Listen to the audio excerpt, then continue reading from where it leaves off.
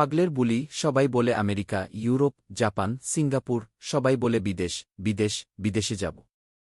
পাগল বলে, বিদেশ যাবেন কেন ভাই? সবাই বলে, ও তুমি বুঝবে না। পাগল, বুঝব না তো বুঝিয়ে বলেন। সবাই, উন্নত জীবন, উন্নত বাড়িঘর, অনেক সুযোগ সুবিধা, আরামায়েশের জিন্দেগি, বাচ্চাদের ভবিষ্যৎ যদি কোনো ভাবে চাইতে পারতাম, যারা গেছে তারা সহজে ফিরে আসতে চায় না।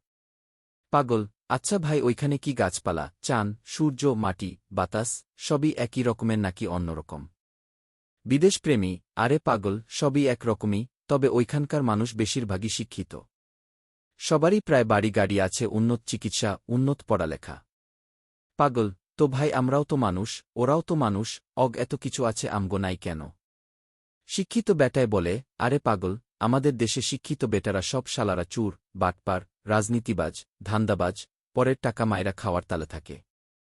সচিবালয়ের সচিবেরা, রাজুকের অফিসের অফিসাররা, জমির রেজিস্টারের কর্মকর্তারা, কর্মচারীরা, বিদ্যুৎ অফিসের কর্মকর্তা-কর্মচারীরা, তিতাস ওয়াসা কর্মকর্তা-কর্মচারীরা, রেলওয়ে, সড়ক, সেতু, খাদ্য, চিকিৎসা ও শিক্ষা প্রতিষ্ঠান, সমস্ত সরকারি কর্মকর্তা কর্মচারী বেশিরভাগ ঘুষ নিয়ে সরকারি চাকরি নিয়েছে, দেশের টাকা লুইটা পুইটা খাওয়ার জন্য, দেশটাকে ফকির থেকে ফকির করার জন্য। পাগল, ভাই আপনি তো শিক্ষিত লোক। আপনি প্রতিবাদী হন, সবার বিরুদ্ধে প্রতিবাদ করেন, লেখালেখি করে মিডিয়াতে প্রকাশ করেন, আপনি তো একটু চেষ্টা করেন ভাই।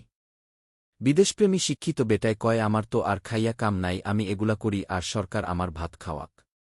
পাগল, তাহলে ভাই সমাধান কি? আমি তো কোনো সমাধান দেখি না। আপনারা ইউরোপে চাইতে চান, আমেরিকা যেতে চান, নিজের দেশ থুইয়া পরের দেশে যাওনের জন্য এত পাগল। আপনারা বলে দেশের ভাষার জন্য জান দিয়েছেন, দেশের জন্য যুদ্ধ করেছেন, এতগুলো মানুষ শহীদ হইল, আর আপনারা শিক্ষিত মানুষেরা ইউরোপ, আমেরিকায় যাওয়ার জন্য এত পাগল।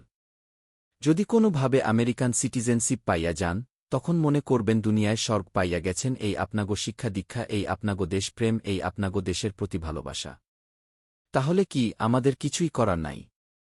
হায়রে আমার দেশ, হায়রে আমার দেশের মানুষ, হায়রে আমার দেশের শিক্ষিত ভাইয়েরা, হায়রে আমার দেশের মাটি, দেশপ্রেম। খোদার উপর ন্যস্ত করলাম এই আমার প্রিয় সোনার বাংলাদেশ।